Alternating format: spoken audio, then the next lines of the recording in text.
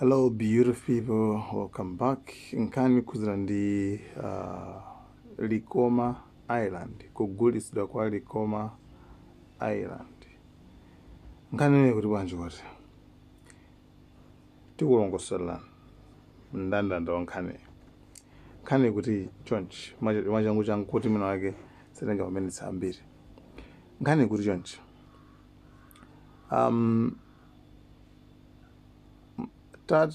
Titafusa aujena Marian, Minister of Tourism, amene ali Vera Kyamtukule.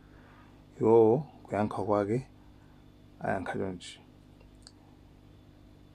Likoma Island belongs to Malawians.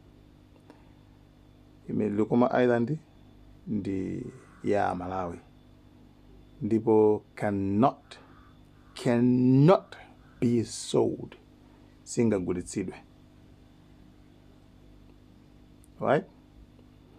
Chabwino. No further comment.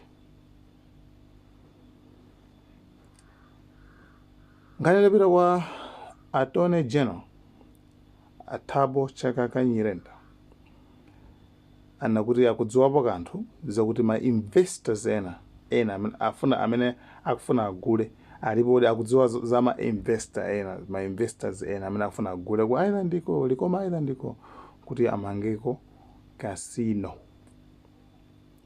Koma iwanena kuti mbali yayikulu kumene koko ndi malo akulu ndi a Anglican Church. Mene 80% ndi ayiwo a church Anglican Church. Nde koma sana bange disclose sana ulule kuti amene afuna kugula ndani. Komanso more importantly is sana nene kuti ganizo limene lili logulitsali lapanga ndi boma kapena ndani kapena Anglican amene akupanga zogulitsa ndi ndani. Yo sana bange disclose pankani meneyo. Okay. Kupita kwa Anglican amene tikuti ali ndi malo akulu, munthu wambuso wamkulu umene kuko Emmanuel Fanuel Mangani, a bishop amene anakuti pali misinformation, pali information yabodza amene manena kuti iwowa ndi amene akupanga on malo ambiri ku Likoma Island. Koma sizona uwo ndithu mu 1956 anapereka malo ambiri kwa anthu ku community basi kuti azikhala ndipo sanagulitsekonso. Komanso point ina ndi kuti malo zoti zikugulitsidwa ku chani iwo sakudziwapo kanthu.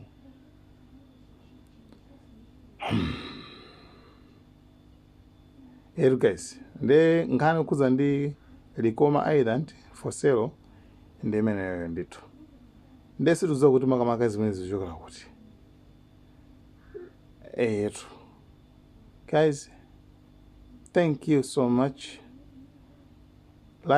Don't forget kupanga like, subscribe, kupanga share. Malawian Cameras. Bye.